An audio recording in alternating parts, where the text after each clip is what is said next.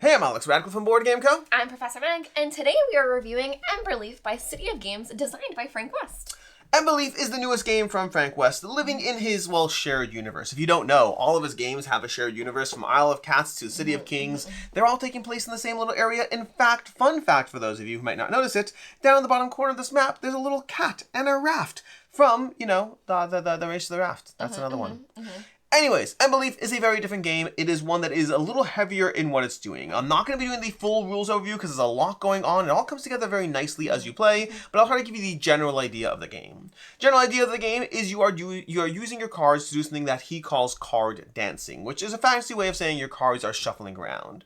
Because what you're going to do is you're going to be managing your cards. You start off with your own predefined player decks. I'm starting with the C deck over here, and you're going to have the opportunity to gather more creatures from this row over here. You're trying to make those all work together. I'll show you some examples of how in a second, but what you're trying to do is you're trying to work your way towards points. Points come up for a variety of things. You can fight the various enemies on the board, fighting them, taking them down, and getting the points on them. You can accomplish a bunch of these goals over here by the end of the game, getting the points on those if you're able to do so. A lot of your cards or various things in the game will give you points as you go. You're going to get points from getting these goals over here. Everything's going to try to give you points in small little different ways, and you're trying to figure out how to optimize around gathering as many points more efficiently than the other players.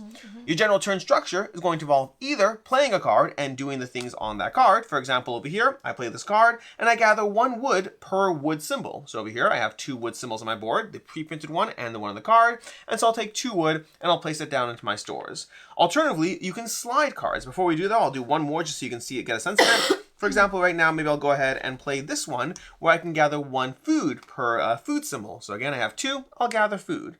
Then from there, I'll slide my cards on my next turn. So my next turn, instead of placing a card, I'll slide. So I'll take this card over here. You're going to activate these from top to bottom, left to right. And I'm going to slide this and gather another food. And then I'll slide this one and gather another wood. This one's going to go off my board. This one's going to step 1 over, where it's now covering that wood symbol. Again, you're going to have symbols on cards and symbols on your board. And you can even do things to unlock more symbols. For example, if you build buildings, you'll take a building over here. You'll place it onto the board, and I've uncovered 2 new wood symbols. I have to have the resources to do so, so I'll pay the resources. I'll take a build action. You'll find those on cards as well. For example, if I play this down here, I can do a build action, and I can place this down where my creature is on the board, gaining the resources if I'm able to do so. So I'll take a honey, that's hard to get, and then I'll place one of my critters on that card. I'll pick one of these critters. For example, I'll pick a rat, put it down. I'll get a point for building a building. You'll get escalating points for having different numbers of buildings, different types of buildings in the same clearing. So I'll gain a point on the track, and then I'll take one of these cards and add it to my hand, trying to find something that works with my engine. Like Maple over here, she has a symbol of everything, which makes her very powerful to get those on the board, very flexible. We'll discard the leftmost card, we'll slide these along, and then we'll put out 2 new cards to replace those cards that we bought. That's the general cycle of the game. You either play a card, or alternatively, you slide your deck to slide your board in order to take all the actions on those cards. The challenge of the game comes in trying to figure out how to place your cards and slide your cards in the right order while juggling all the constraints. The constraints of the resources you have. The constraints of not having enough space for those resources until you build this building, unlocking new areas to place those resources in. The constraints of what your cards let you do and how you're going to build out over here. The constraints of where you are on the board. As you fight various creatures, you're going to be moving this token down, gaining various resources and benefits, but eventually the creatures are going to be gone. You're going to have to move further around until eventually it gets to the bottom and resets. When it gets to the bottom, you're going to take one of these tokens. So the player who fights, when you're over here, for example, the player who fights an enemy at that point is going to slide this down, taking a token, gaining the top part. Everyone else gains the bottom part, so you're going to get points and usually resources, and then you're going to reset the board. The other way you take one of these tokens, and that's important because these 6 tokens are the end game timer, is if you are the last player to build in a clearing, you're going to completely fill the clearing. You will take another one of these tokens, for example, 8 points over here, and that's going to, once you have either 6 times where you brought this to the bottom, or 6 times where you filled a clearing, that's going to be the thing that triggers endgame. There's a lot more to it, but that's the general idea. You are placing cards or sliding your board, all while you try to optimize around these various goals you're trying to work towards, as well as the general engine of the game, trying to gather resources, build things, and do so as efficiently as possible. And with that, are you ready to dive into our thoughts and opinions on the game? Absolutely. Emberleaf. What do you like about Emberleaf? Well, so Alex did say that the card play, Frank referred to it as card dancing. Yes. I felt intuitively that it was similar to programming because you Okay. are setting out your different cards and then they're triggering off of different things. So the sequence really matters. That Alex did show that as he gathered, for example, this wooden card, he'll get to gather 3 times with it because of the slot that he put it in. Now, there are some cards that will trigger after others. For example, there are some that say return someone to your hand. So the longer that they're there, you're able to return someone that you've already triggered. But once they start getting to this side, you have to pick up someone that you didn't even get to use their ability yet for. So the order of how these cards are placed is very complex and unique and very, very detailed. Yeah, we didn't talk about it extensively, but you only ever add, at maximum, 4 other cards to your hand. So you can have your starting deck of 6 cards, plus the 4 that you add to your hand means you're going to have a total of 10 cards. Not more, not less. And that means, well, you could have less. You could absolutely have less. You can choose to add fewer cards. But it means you only have a small way to actually augment your deck, but the sheer amount of variety of what the cards let you do, it almost at times feels like 4 is almost, that's not too much, I like getting all 4, but I personally like at this point going for 3 to be able to get my own developed deck, and then keeping 1 in reserve for that point in the game where I realize that I haven't built up my walking enough, or I haven't built up my attacking enough, and I like having that little card in the reserve to gather later. But you do a lot with these. The combination of your starting asymmetric decks, combined with how you build out your characters, means there's so many ways to go through this. And there's like stacks of cards over here. We haven't really gone through this over here, but if you take out all the extra decks over here, these are the starting decks over here, we have this many cards over here. This many cards you're going to be adding to the game, all completely unique, and the combination of the 4 of these that you take combined with your starting deck means there's so much variety to the type of game experience you have as far as how you build out your characters in your deck. And that developed asymmetry combined with the card dancing provides a very rewarding gameplay system where you're really trying to optimize your way around a tight confine of space, but there's so much room to grow and to improve and get better at both the cards you choose to synchronize, as well as the way and order you try to play your cards. You mentioned programming. This very much feels like a programming engine as you go through it. Yeah, and so all of the cards, there's also different types of things that you can do. So there are the yellow ones, which are immediate things that happen that you saw Alex do, as well as the green, which is when you slide. There are also blue ones that are when you drop off. So when it finally comes off your board, you get an ability. But my favorite thing in the whole game, I can say my favorite card part is these pink banners that you're able to get an additional action. And that's so important in this game because everyone's only getting really 1 action at a time. Until you're sliding and triggering all of those things, you're really playing a card and getting that 1 action. So in a turn where you're able to use that pink ability and get a second action, that can be so huge that it can be the difference between building 2 buildings in 1 area and taking control of that area. It's just, I really like those abilities in particular. And to clarify, those pink actions are basically you can use them while you're on your board at your leisure, and then you mark it to show that you've used it while it's on your board. But it gives you a lot of freedom and flexibility in those bonus free actions. But you want to balance everything because the thing that I also found is that if you have a lot of those abilities, they're great for when you want to use them, but then as you're doing your slide actions, you're generating nothing. So you kind of want that balance of all different types of cards. That way, no matter what type of action you're doing, you're benefiting from something. Yeah, I also like how the board incentivizes you to explore. These tokens, again, we didn't really talk about them, but as you move around from region to region with your character, you're going to have the opportunity to take these tokens off the board as another free action. There's nothing you have to do, just to be in the region, take a token off, and then you take 1 of these cards. That's one of the few ways you get them. The other ways are 2 of the critters are going to do this, and then 1 of the scoring bonuses as players move along the track. There are various scoring bonuses, but you can get 8 of these cards total, and then you want to explore, because if you don't explore, you're going to get fewer of those cards, and those cards have no downside. They don't cost you points. They give you the potential to gain points as you go. And then again, going to my similar point about the variety of experience, this is the deck of cards you have that gives you so many different scoring options. So the combination of how you try to play out your board and build out your characters, it means every single game is using the same core system, but the choices you make along the way are very quickly going to be heavily diversified as you dive into it. And as those cards come out, they're basically essential for you to do well in the game, because if you have a bunch that you're not scoring and everyone else scores most of theirs, it can really make or break the game for you. But you'll start seeing the synergy that, for example, this one's having 4 different types of war banners. If you find another one that also wants you to find war banners, then you're working into that together.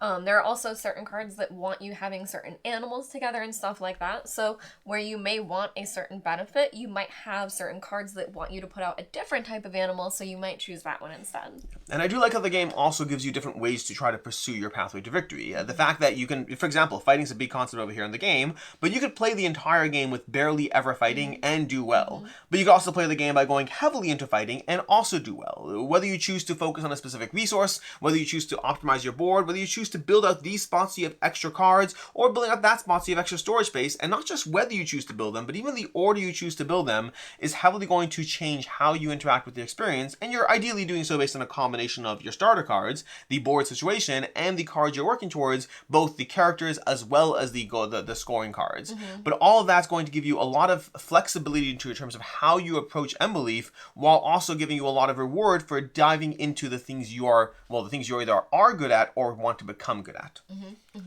Anything else you like?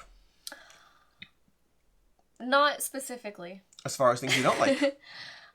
For me, the only thing I found that I didn't like about this game is that you do have that starting hand, and once you start getting a real good handle of the game, you can immediately assess that hand and see if it's, adapting to your play style or not. So I think that is my only thing, is that sometimes, because you're only ever adding up to 4 more into your hand, you start with those 6 heroes or creatures, and I just think sometimes you might not love the synergy you have within that particular deck or how the cards work out. Yeah, for me, the only thing is going to come down to the goals. Well, maybe not the only thing, but the main thing I say is come down to these goal cards over here, where it's a combination of different things. First of all, sometimes you don't see what's out there that's going to work your way towards what you're trying to do. But then also, I just don't know if even though there's a huge variety, like there's a larger variety of goals than there are the heroes in the game, but even though they're very different in terms of even though they're all different, the feelings aren't necessarily different. Sometimes you're trying to get a town hall next to 3 windmills. Sometimes you're trying to get a town hall next to 3 markets. That doesn't really change up the way I approach the game. And so, yes, I do have to fulfill a different set of criteria, but for the most part, outside of the differentiation between placing animals, placing buildings, and then war banners, for the most part, the feeling isn't significantly different as I dive into it. The characters, the heroes, vastly different feel as I play. The scoring cards, it's a giant, giant deck. And they kind of have a few flavors, so to speak, within that, and the rest just comes down to finding those opportunities, not feeling different as you play. And so I almost wish, I don't know how you could branch out the game to make that feel different, I guess. You'd have to have a different system in play, but it's a huge deck of cards, and then not as, I guess the way I'd put it is, when I'm looking at the heroes coming out, and I'm looking at those characters, sometimes, someone buys some cards, you put out new ones, and I'm super excited. I'm like, I want to get that new card because that's super important to my engine. And there are times that happens with the scoring cards, but it's very infrequent. And it usually works out where it's like, hey, here's a 14-point card, which is high. The points range from as low as like a few points, like 3 points, all the way up to like 14 points or whatnot. But if you get those 14-point cards that you are set up to achieve, that you want. But the rest of the time, it's kind of like, okay, I'll just work with whatever the market feeds me. And I do think, because you do gain those cards pretty quickly in the beginning, that can lead to a choice that doesn't really serve you toward the end of the game. Yeah, exactly. Yeah.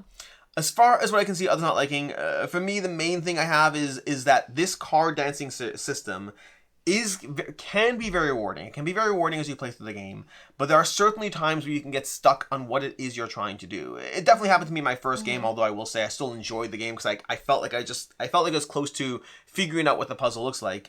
But it's one of those things where, first of all, it can be very hard to intuitively think through the system of how, like Meg said, it's programming. Programming means you have to think in advance, and the problem is you're locked to your choices because you are locked. You're not necessarily totally locked, but what you've set in motion can be hard to undo. And so if you don't put that motion, if you don't put that system into play properly, you can be stuck at times. And that certainly has happened to me even as I've played multiple games and gotten better at planning around it. There are certainly times where I'm like, oh, okay, well, I can't build right now, and my inventory is full, and the only thing I can do is play a card that gives me 5 wood, and I have 1 spot for wood. That'll let me finally build. But like that feels like really inefficient to get 5 wood when I only have room for 1 wood. Those moments are still going to happen to you as you're playing. And so the better you are at being able to plan and prepare yourself, the better things will be. But if you aren't good at that kind of either intuitive thinking or plan thinking, if you aren't able to grok the system, Emberleaf can go from being a very satisfying experience to a very frustrating experience. Yeah, I agree with that, and I think that really is the only thing I have to say in that aspect as well is that it really is a game where every decision matters. And if you're playing with other people where they are making an optimal decision every time, one mistake can cost you 4 rounds. Because, for example, we do have this build one here, and if you built it, say you had this spot unlocked and you built way over here, you're gonna have to cycle through your cards 4 times before you get that card back, and that can be really, really tricky if you made that one mistake and everyone else is playing super optimally. And if you didn't build your cards out towards having other build options, that could be your only build option. You can get stuck. And then if you keep getting resources but you can't spend them, it can be tricky. But I think that is also a learning curve that I have felt got smoother and smoother with more plays. But it's definitely still an aspect. Yeah. The other thing I'll touch upon is this game does have a mechanic that I generally don't like. It doesn't bother me as much here, which is kind of the last strike system. Meaning the idea being that you can fight all these characters and watch this move down, but only the player who fights that last fight is going to get the reward. Similarly, when you're filling up these clearings, only the player to fill up the last spot gets the reward, and that can produce a kind of system of like, okay, well, it's just the player who does it last. They didn't do anything better, they just got there last. The only reason that doesn't bother me as much here is kind of what you touched upon, which is you can set up a clever system of moves such that you can double up on getting 2 moves in a row, and those are the moments where you're like, okay, well, sure, you can try to get there, but I'm trying to work my way towards a clever combo that will get me the move. So there's ways around that system that make me not as bothered by it here, but it's something that might bother you. And to be fair, sometimes those rewards are completely worth the choice. Yes. Like, for example, this is gather 1 per 1, which is 2 wood. So you could have attacked, gained 2 wood, as well as 3 points. Yeah. So sometimes it is worth it to gain those, even though you're not... I understand what you were saying, but just to say, like, you do get a reward every time you fight. And sometimes you can pace it out to get it, like, right here and hopefully trickle back down to yourself. As far as final thoughts, for me, Emberleaf is a very satisfying experience that I've enjoyed more as I've played it more. It tends to come in at generally around the 90, I think the box is 90 to 2 hours. 90 to 2 hours. I would say generally that's been true for my plays. I've had most of them come in at 90, some a little higher than 2 hours, but only barely. For the most part, it gives you a very satisfying card puzzly comboing system of programming out your moves. The fact that only 4 characters combined with your starter deck can make it such a different experience and also such a rewarding experience. To me, my favorite part of this game is still discovering new ways to combine characters and feel like I'm doing really well as I try to work those together. So for me, it's overall a very satisfying experience. I'm going to be coming in at a 4 out of 5.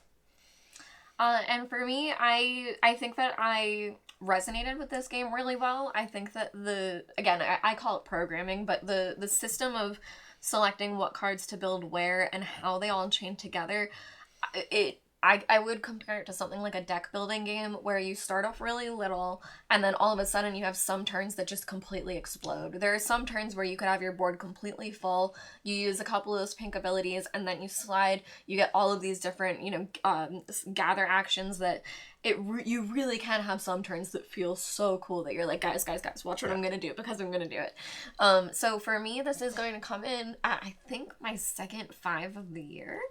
But this is going to come in at a 5.0. I really, really loved this game. I think for whatever it is, it really meshed well with my mind. Not only the card selection, but also it really is area control when you're going around the boards that you're trying to fill them up and be the last one to fill that particular area. So I think fighting over the areas here on top of the action system, it for me was very, very satisfying. I think that the one thing I would change and maybe hope for, because I always wanted just a little bit more, or like a slightly different action, just like a little bit of something that, for me, I almost wish because like you have all of your different animals, but then you also have your main animal, and I almost wish there was like a fox card of your inherent ability or something that like character wasn't nothing crazy, but maybe when you like for a sly fox when everyone slides you get to swap 2 cards or something like just like a little expansions. I should note this is the retail version. I think the Kickstarter version has some modules. If that happens to be in there, that'd be crazy. I have no idea what's in there though. Yeah. As far as other game recommendations, for me, if you like what Emberleaf is doing, definitely check out a game called Ancient Knowledge by Yellow, I believe. Ancient Knowledge had a similar kind of programming system as you played cards either for their current ability or to activate them, or just that were in play while they stayed on your timeline. And actually, by the way, shout out to Chris Yee from the Dice Tower, because I was trying to figure out what the dancing system reminded me of, and he was like, oh, Ancient Knowledge, and I was like, that's exactly the one. So yeah, but definitely check out that if you like Emberleaf and vice versa. And I am going to suggest a game that I think is also equally as beautiful and that has very, very detailed card play. And it's going to be Creature Caravan. So I think that one, it's very, very different, but the detail of how the cards all connect to each other and where you're trying to find synergy within the different things and having almost a tableau built out in front of you, I think they give a similar feel, but very, very different games. In any case, until next time, I'm Alex Radcliffe from Board Game Co. I'm Professor Meg. Have a good one. Bye. Hey, I'm Alex Radcliffe from Board Game Co. I'm Professor Meg. And today we're reviewing Emberleaf Fry City Fry by and from 3, 2, 1. Hey, I'm Alex Radcliffe from Board Game Co. I'm Professor Meg. And today we're 3